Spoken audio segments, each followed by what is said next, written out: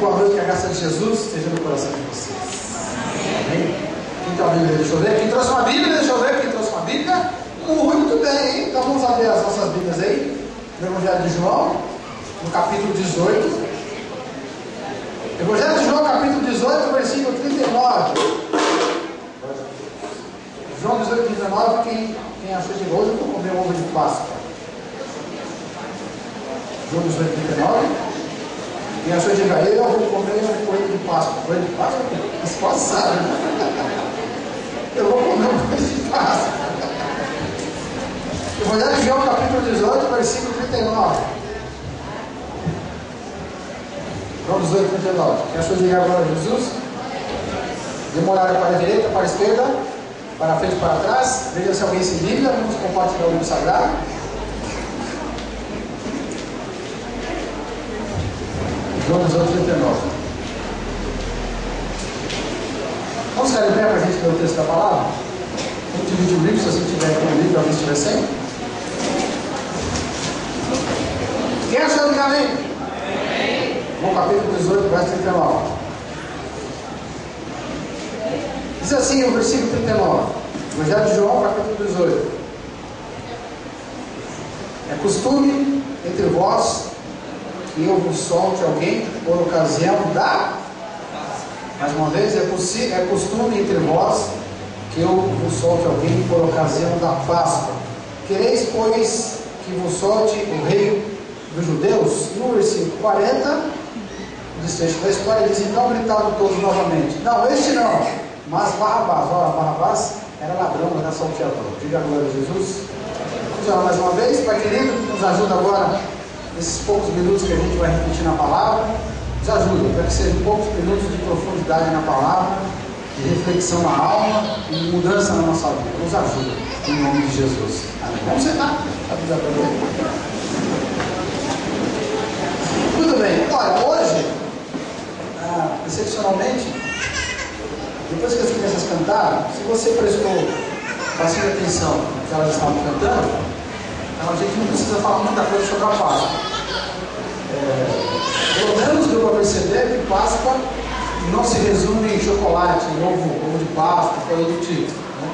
Mas na nossa tradição, aqui brasileira, a gente costuma também comer os ovinhos de Páscoa de vez em quando, né? Especialmente quando a gente não paga, quando a gente só ganha. Se você não ganha, você não vai roubar de alguma criança que está perto de você. Às vezes eu roubo de lá de casa. Hoje eu ganhei, excepcionalmente eu ganhei um hoje, né? Chocolate por. Aliás, eu paguei esse também que eu ganhei, né? Beleza, mas vou comer o você mesmo. Mas olha, então na nossa cultura existe todo esse foco aí na questão do chocolate, os ovos de Páscoa, como as crianças falaram. A gente sabe que Páscoa não é isso. Aliás, eu não sei se você sabe de onde vem essa história do coelho na Páscoa. Você sabe disso ou não? A história é pagã, uma história do culto oculto, do culto místico, da antiguidade, na idade medieval, coisa do tipo. Não sei se você se lembra disso. De quem é essa criatura aqui, ó? Quem é essa moça aqui? Cadê sua mãe? Tá ali, ó. Pode deixar ela aqui, ó. Deixa ela, não tem problema não. Depois você faz parceria com aquele outro aqui que não cantou nada. Qual é o nome dele mesmo? Rômulo, né? Solta o Blue, né? Vamos ver essa cada figura aí. Então, essa história do ovo de Páscoa, na verdade, ela não tem uma tradição cristã. Ela não faz parte da nossa tradição cristã, da nossa origem cristã, na verdade. Ela faz parte de um culto pagão. Então havia lá uma deusa que era invocada na época da primavera. Isso na Idade Média, há muitos séculos isso, né? Havia uma deusa que era invocada na época da primavera, e simbolizando ali a fertilidade. Aquela deusa tinha uma imagem, a imagem ela aparecia com ovos na mão, simbolizando a produtividade da terra, os frutos da terra, a colheita, etc. E numa das imagens havia um coelho ali perto dela, simbolizando também a própria fertilidade. Agora são dois, né? Então, aí as pessoas faziam um culto para aquela deusa, e nenhuma das imagens daquela deusa tinha ela com os ovos na mão, que simbolizava a fertilidade, e havia um coelho também, que também simbolizava a fertilidade. Daí que então vem a história do coelhinho, ovo de Páscoa, o ovo da deusa havia um ovo de Páscoa. Mas isso não importa, esse é um foco que você pode pensar na questão da Páscoa. Mas, se a gente ficar parado, ficar preso só nessa questão do comércio, do chocolate, do ovinho, do ovo de Páscoa, do coelhinho, etc. Se a gente ficar só nisso, na verdade é muito pouco para a gente pensar na Páscoa. Então, nós estamos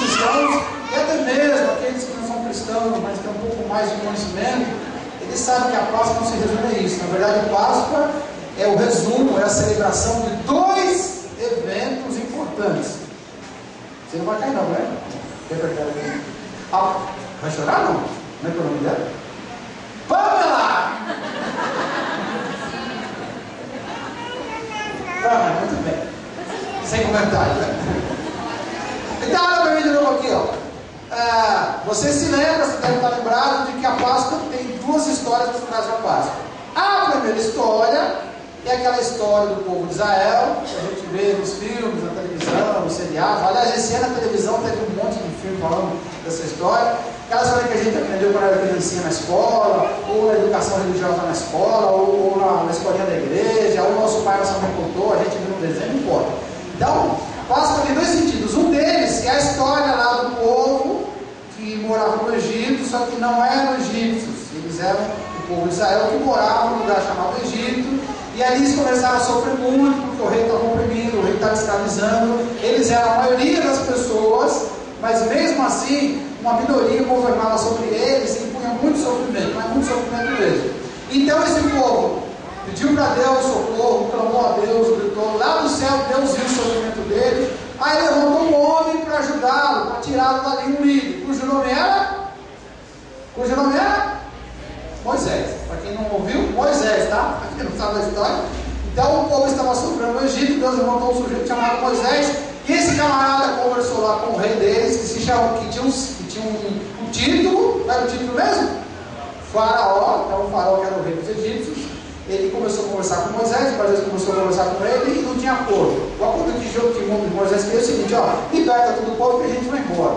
Ele não quis libertar. E aí vem a história das 10 pragas do Egito. Vocês lembram disso? Já viu o filme também. Então, tem a praga lá dos piolhos, tem a praga da chuva de pedra, tem a praga da escuridão, são 10 pragas. E a última praga é quando o anjo da morte passaria e as crianças, os mais velhos de todas as famílias morreriam. Aí seria a 10ª praga, o último castigo. Depois desse castigo, o rei lá, o tal do faraó, liberou o povo foi embora. Mas quando o povo tinha acabado de sair lá do Egito, estava indo para o deserto, antes de chegar no deserto tinha um mar na frente, tal do Mar Vermelho, o faraó se arrependeu e mandou o exército de volta. E eles ficaram encurralados. E agora? O exército está desse lado vindo atrás da gente, a gente está aqui, o mar está aqui, do outro lado é o deserto. Quando a gente tem, como é que a gente vai? E aí vem a cena mais clássica, mais conhecida de todas, mais retratada pelo cinema e pela televisão. Quando Moisés levanta o cajado, o mar, de forma sobrenatural, se abre, e diz a Bíblia que a seco, os caras então saíram dali, e depois que eles passaram por aquele meio, o mar se fechou e libertou finalmente eles do exército inimigo. Então, quando eles estavam para sair, quando finalmente a última praga foi liberada e o faraó deixou os caras embora, eles fizeram uma refeição correndo. Não dava tempo de preparar tudo que era preciso, não dava tempo de fazer os seus preparativos direito, não dava tempo de assar o pão, esperar que ele fermentasse. Então eles comeram a coisa meia coxa brava, meio adaptada, meio improvisada. Ele comeu correndo, ia comer umas ervas, não deu tempo de preparar nada. E daí vem então o ritual que o povo estabelecido pelo povo de Moisés, lá no deserto. Olha, uma vez por ano, no ano tal, vocês vão ali, mais ou menos em abril, né, que é a mesma data que a gente tem aproximado, vocês vão fazer uma cerimônia, vão comer lá o pão sem fermento, as ervas amargas. Para que isso?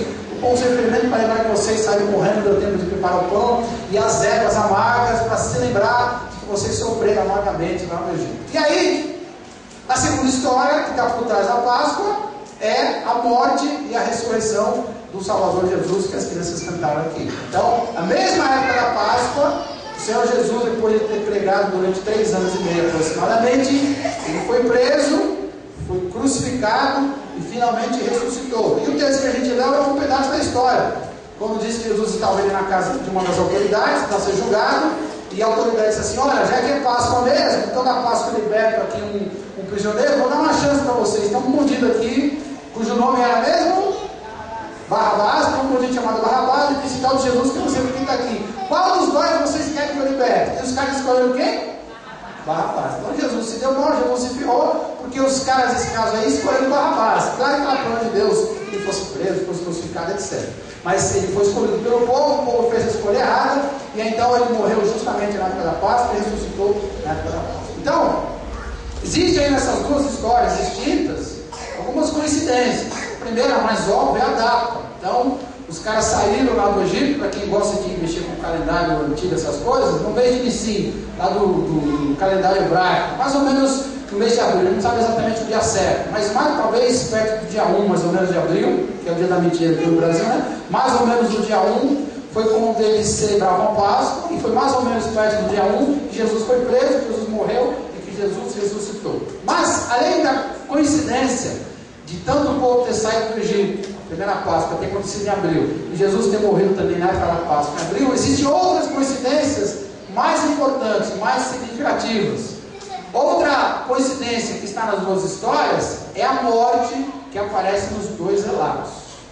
Lá no Velho Testamento, Moisés disse assim para o faraó: olha, é o seguinte, ó, o filho mais velho de cada família dessa terra vai morrer esta noite. À meia-noite vai passar o anjo da morte.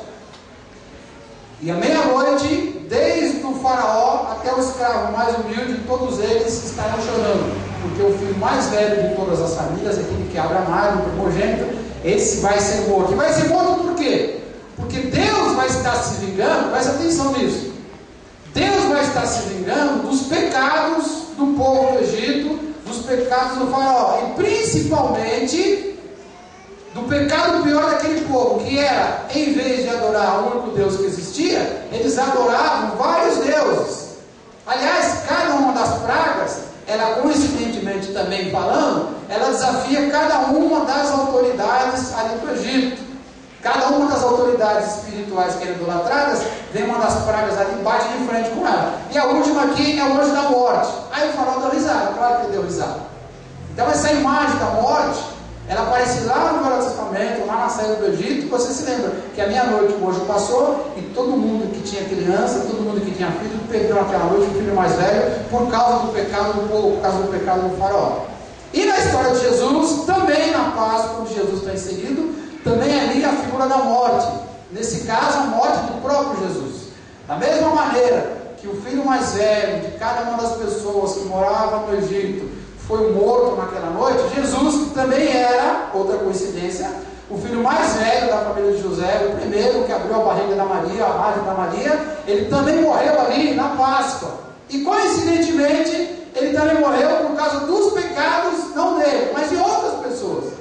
Da mesma maneira que os inocentes, que as crianças mais velhas morreram no Egito por causa do pecado dos seus pais, Jesus morreu também pelo pecado de outras pessoas. Só que nesse caso, com muito mais gente do que uma nação. Na verdade, Jesus morreu por causa do meu pecado, morreu por causa do seu pecado. Na verdade, morreu por causa do pecado de todas as pessoas que já haviam pecado antes dele, morreu por causa do pecado de todas as pessoas que viviam no tempo dele, e morreu por causa dos pecados de todas as pessoas que iriam viver depois dele, ou seja, pelo pecado da raça inteira. Olha que coincidência sensacional. Na mesma época da Páscoa, o anjo da morte passou, e Jesus, que era o primogênito, também morreu. Outra coincidência foi o ritual que os hebreus estabeleceram para que os filhos de Israel, para que o povo de Israel não perdesse o filho mais velho. Moisés falou assim: ó, quando o anjo da morte passar a meia-noite, vocês vão fazer um ritual, vão pegar um animal, vão pegar um cordeiro, vocês vão matar o bichinho antes da meia-noite, vão fazer um ritual, uma cerimônia religiosa,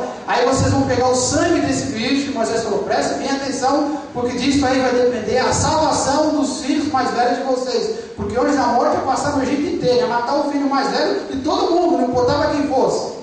Aí Moisés disse assim: ó, vocês peguem o sangue do animal e peguem com uma ferramenta qualquer, uma espécie de bucha, lambuza aquela bucha com sangue e passa assim na madeira da porta, nos batentes da porta, nos umbrais da porta. Lambuza as madeiras em volta da porta, porque quando o anjo da morte passar, ele vai ver que existe o sangue do animal que vocês estão matando em oferta a Deus na porta de vocês. Aí o anjo da morte não vai entrar na casa de vocês, quer dizer, o filho mais velho de vocês não será morto. Eles fizeram isso, e naquela noite, de forma extraordinária, havia ali um morto em cada casa no Egito, com exceção da casa onde moravam os israelitas. Por quê? Porque eles fizeram o ritual, mataram o cordeiro, e o cordeiro, o sangue do cordeiro passado na madeira da porta, salvou a vida daquelas pessoas.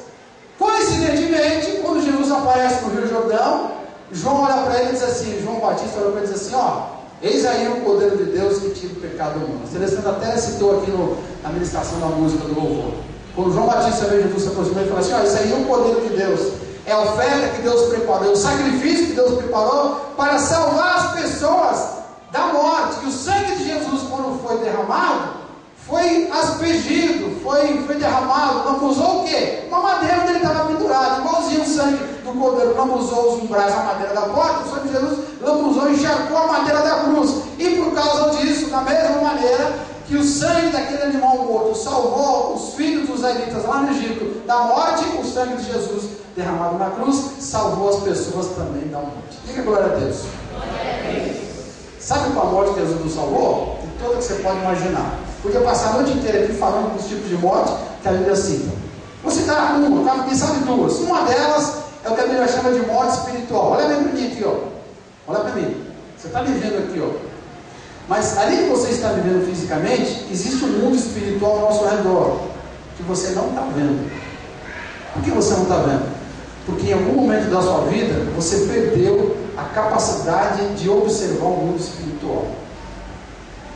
E as crianças, mais ou menos com 7, 8, 9 anos de idade, quando fazem a primeira bobagem consciente, o primeiro pecado consciente, elas perdem essa capacidade de acessar o mundo espiritual, ou seja, deixam de ser inocentes, elas perdem a sensibilidade espiritual. Por que elas perdem? Porque a Bíblia diz o seguinte: quando a gente comete o primeiro pecado consciente, o nosso espírito, que é o canal de comunicação entre o nosso ser físico com o mundo espiritual, que não é físico, ou seja, o caminho que existe entre a minha vida visível, que você está vendo aqui, e a vida que eu não vejo, que é o meu espírito. Quando eu cometo o primeiro pecado, a Bíblia diz em linguagem simbólica que o espírito fica como se estivesse morto. E se o mecanismo, se o meio de comunicação com o mundo espiritual não funciona, está morto, então eu perco o contato com o mundo espiritual. E se eu perco o contato com o mundo espiritual, automaticamente eu perco o contato com Deus. Aí ferrou tudo. Se eu dependo de Deus para tudo, e eu não posso mais acessar o mundo espiritual porque eu estou espiritualmente morto, então todos os outros tipos de morte, consequências dessa morte espiritual, elas virão sobre a minha vida.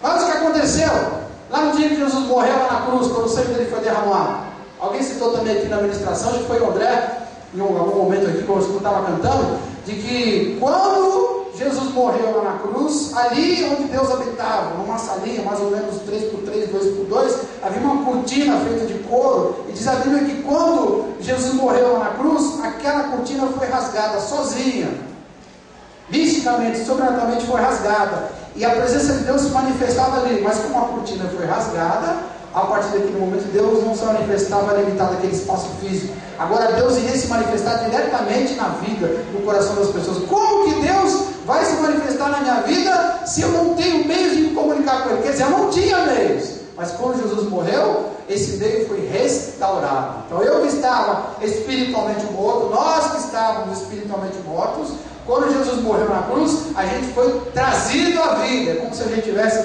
espiritualmente ressuscitado. Da mesma maneira que o anjo da morte foi impedido de jogar a sua praga, a sua dor, a sua morte sobre aquelas pessoas lá na história de Israel, da mesma maneira Jesus também, que é o poder de Deus, ele tira o nosso pecado e consequentemente ele tira também a morte da nossa vida. Diga amém. Outra coincidência das duas histórias é a tal da passagem. Aliás, você se lembra disso, né? A palavra Páscoa, está na nossa língua portuguesa, vem de uma palavra hebraica, Pesach, que significa literalmente passagem. Passagem do quê? Os caras estavam num certo lugar, havia um mar na frente, e para onde eles queriam ir estava do outro lado do mar. E desse lado aqui, o exército do Egito vinha atrás para pegá-los de volta, para prendê-los de novo ou matá-los. Eles precisavam de um caminho aberto, precisavam de uma passagem para a liberdade. Eles eram um povo, civilmente falando, militarmente falando, escravos. Eles estavam presos, estavam então ali aprisionados. E agora, quando Moisés levanta o cajado, finalmente Deus abre de forma sobrenatural o mar, e eles passam ali a descer. E depois que eles passam, Moisés levanta o cajado de novo e o mar se fecha. Quer dizer, a passagem se fechou, a Páscoa se fechou. A Páscoa se abriu e eles passaram. Depois a Páscoa se fecha para os egípcios. Daí então eles foram libertados, eles foram da escravidão para a liberdade através daquela Páscoa, daquele Pesach, daquela passagem. Da mesma maneira, coincidentemente, do mesmo modo em que no Velho Testamento o povo foi libertado da opressão chegar para a liberdade do outro lado do mar de forma sobrenatural, quando Jesus morreu ali na cruz e quando Jesus ressuscitou, as pessoas também foram libertadas espiritualmente falando. Olha para mim aqui, ó. No dia que você coloca a sua fé em Jesus, alguma coisa sobrenatural acontece com você. E você começa a perceber isso depois do dia a dia, no rolar dos dias. Havia alguma coisa, por exemplo, que você odiava muito fazer. Eu não sei por que eu faço isso, mas eu faço. Para alguns podia ser um vício, cigarro, droga, seja o que for. Para alguns podia ser um comportamento, gente que gosta, por exemplo, de falar mal dos outros o tempo todo. Para alguns poderia ser alimentar ódio no coração. Para alguns podia ser uma maneira de encarar a vida com pessimismo, com desgraça, com lamento, com filho, seja como for. De repente você tem ali um comportamento do qual você não consegue se livrar.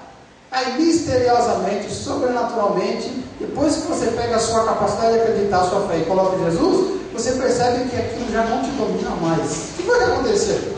A maior parte de vocês aqui, ó, passou e passa, experimenta isso hoje. Havia coisas que eu fazia um tempo atrás e hoje não faço mais, mesmo tendo vontade de fazer. Porque antes você não conseguia, agora consegue.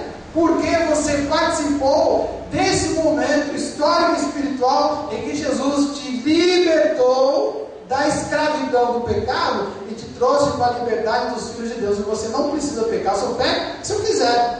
Da mesma maneira que Moisés libertou o povo lá do Egito, tirou da escravidão civil, militar, da mesma maneira Jesus também libertou as pessoas ali da escravidão do pecado. E junto com a escravidão do pecado, como diz a palavra, nós estávamos, por causa do nosso pecado, algemados, presos, dominados pelo poder das trevas. A Bíblia diz que Jesus foi lá, detonou com o poder das trevas, pegou os bens do poder das trevas, que são as nossas vidas, e trouxe para Ele, trouxe para o Pai. Diz a palavra que nós fomos transportados do reino das trevas para o reino da luz, para o reino de Jesus. Quando Jesus morreu e Jesus ressuscitou. E isso aconteceu justamente lá na Páscoa. Diga a glória a Deus de novo. Quando aquele povo começou a gritar no deserto: Deus, tem misericórdia de nós. Aliás, antes de ir para o deserto, lá no Egito ainda: Deus, tem misericórdia da gente. Diz a Bíblia que lá nos céus Deus ouviu aquela gente reclamando. Deus se atentou para o sofrimento daquelas pessoas. Da mesma maneira como hoje, quando uma pessoa está sofrendo, não aguenta mais, ela percebe que alguma coisa está errada, que a vida não anda, que tudo trava, que o bem que ela quer fazer, ela não consegue, só faz o mal, e ela sente, não sabe descrever, não entende, mas ela sente que no mundo espiritual tem uma coisa muito ruim em cima dela. Da mesma maneira que quando essa pessoa não aguenta mais e começa a dizer: Deus, tem misericórdia de mim. Da mesma maneira com que Deus lá no Velho Testamento ouviu aquela gente reclamando e gritando: Deus tem misericórdia da gente, Ele também ouve hoje, quando alguém diz assim: Deus, eu não aguento mais, me ajuda. Aí vem Jesus com seu poder e transporta essa pessoa das trevas para a luz. Diga glória a Deus. Vou dizer só mais uma coisa, para não ser cansativo hoje. Uma última coincidência que geralmente fica meio desapercebida nessa história toda da Páscoa. Além dessas coincidências de coisas que aconteceram lá no Velho Testamento, lá com Moisés no Egito e com Jesus, essas mais conhecidas, tem uma que às vezes passa batido da gente. Quando Deus tirou o povo, Deus fez aquela passagem, aquela Páscoa, lá do Egito, por meio do mar, de forma sobrenatural, Deus, depois de ter libertado aquele povo, botou aquele povo, onde mesmo? Você se lembra?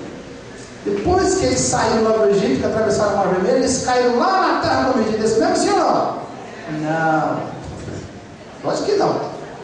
Eles deveriam ir para a terra prometida. Essa era a promessa. Mas depois que de forma sobrenatural, da mesma maneira que sobrenaturalmente Jesus foi ressuscitado, de forma sobrenatural, depois que o mar foi aberto, eles caíram de cara na terra prometida, sim ou não? Caíram onde? No deserto. E aí ficaram quanto tempo no deserto? 40 anos. Olha para mim aqui, ó. Essa parte as pessoas esquecem, porque faz parte da Páscoa também. Última coincidência. Quando, através do envolvimento com as coisas de Deus, do envolvimento com a pessoa de Deus, para a gente é envolvido com Deus e com a pessoa de Deus, para a gente mergulhar nas coisas de Deus, Deus necessariamente não nos joga diretamente na terra prometida, mas Ele coloca a gente primeiro onde? No deserto. Quando esses caras chegaram no deserto, alguém falou assim: Moisés agora sujou. Onde é a terra prometida? Fica para ali, ó. quantos dias de viagem? 3 dias de viagem, vamos caminhar. Aí caminharam 3 dias e não chegaram. O que aconteceu, por exemplo, que ele não chegou? Aí começaram a fazer um monte de coisa errada. E o que estava por trás das coisas erradas que eles faziam era a própria vida deles. Foram transportados, mas ainda não estavam prontos, ainda não estavam maduros, ainda não estavam no nível que Deus queria que eles ficassem. O mais importante, Deus havia feito, quer dizer, Deus tirou os caras do Egito, libertou do Egito. Agora eles precisavam fazer a parte deles, para encarar o deserto. Só que eles não estavam prontos, eram crianças espiritualmente falando. E aí, em vez de correr o deserto 3 dias, demoraram 40 anos para entrar na terra prometida. Então ele disse assim: como é que a gente vai ficar esse tempo todo no deserto? Sabe que no deserto, à noite faz quantos graus? Geralmente 0 graus. E durante o dia faz quantos graus? Normalmente 50 graus. Puxa, de 50 para 0, como é que alguém consegue sobreviver num lugar desse? De 0 para 50, no meio de 24 horas, como pode? Como é que sobrevive? E os animais, e as cobras, os escorpiões? A gente não conhece, tem os inimigos, tem os animais, tem os forasteiros do deserto, são inúmeros as dificuldades, os problemas. Aí Deus falou assim: ó, vamos fazer o seguinte, eu vou guardar dentro de vocês. Sabe o que Deus fez? Eles estavam no deserto, tive que caminhar por contas próprias. Mas aí Deus falou o seguinte: eu vou quebrar o galho de vocês, não vou deixar vocês sozinhos no deserto. Sabe o que eu vou fazer? Eu vou dar a proteção que vocês precisam. Diz a Bíblia que havia uma espécie de nuvem em cima das barracas do povo de Israel lá no deserto. Uma nuvem. E durante o dia inteiro, quando o sol estava a 50 graus, aquela nuvem ficava bem em cima da barraca dos caras. Estava nublado o tempo todo. Puxa, sombra e água fresca no deserto durante 40 anos? Beleza, resolveu o problema do calor durante o dia. Aí a gente aguenta até 100 anos desse jeito. Qual a dificuldade? O problema é a noite, porque a nuvem está em cima, o sol não esquenta e a temperatura vai para 0 grau. E sem o sol durante o dia vai para quanto? Deixa comigo. Aí diz a Bíblia que durante a noite aquela nuvem era transformada numa espécie de labareda gigante de fogo. Olha que imagem louca. Durante o dia, você olhava assim para cima e via uma coisa enorme, uma nuvem, que era só em cima daquele povo, mais lugar nenhum, em cima daquelas barracas. E à noite ela virava uma espécie de fogarela, de lareira gigante de fogo. Quer dizer, o frio ia embora. Os animais peçonhentos iam embora, os inimigos saíram correndo. Quer dizer, Deus disse assim: ó, vocês estão no deserto, estão indo para a terra prometida, mas não estão prontos, estão no deserto. Mas eu não vou deixar vocês sozinhos, vou cuidar de vocês de dia e de noite. O apóstolo Paulo diz assim, que aquele povo, ele foi mergulhado na nuvem e no fogo, no deserto. Olha que linguagem que Deus usa. Diz que eles foram mergulhados. A gente sabe que a palavra mergulhar no Novo Testamento é a mesma palavra que batismo. Da mesma maneira que aquele povo foi mergulhado, foi batizado, imergido ali no fogo, na nuvem, na manifestação de Deus, enquanto estava no deserto. Última coincidência: hoje, quando alguém participa da vida e da morte, da ressurreição de Jesus Cristo, ele está no deserto, a caminho da terra prometida, mas ele nunca está sozinho. Por quê? Porque o Espírito Santo é mergulhado em nós. Nós somos mergulhados no Espírito. A Bíblia diz que quando uma pessoa coloca a sua capacidade de crer na pessoa de Jesus, quando a pessoa se arrepende dos seus pecados, entende que Jesus morreu por ela, que ressuscitou por ela, que só Jesus pode resolver os seus muitos B.O., as suas muitas dificuldades, a Bíblia diz que quando essa oração, essa convicção é sincera, a Bíblia diz que o Espírito de Deus é mergulhado nessa pessoa, e essa pessoa é mergulhada no Espírito de Deus. Eu não estou pronto ainda sou criança, tem um monte de coisa para resolver, tem um monte de situação para trabalhar, tem muito que amadurecer ainda. Eu estou mirando na terra prometida, ele está longe ainda. E eu não tenho força para chegar sozinho. E eu estou no deserto. Mas agora eu sei que eu não estou sozinho no deserto, porque o Espírito de Jesus está aqui comigo. Eu fui batizado nesse Espírito. Diga glória a Jesus. Vamos ficar de pé. Hoje eu ganhei um ovo de Páscoa. Chocolate branco. Te falei que eu paguei, né? Mas eu ganhei. Isso é o importante.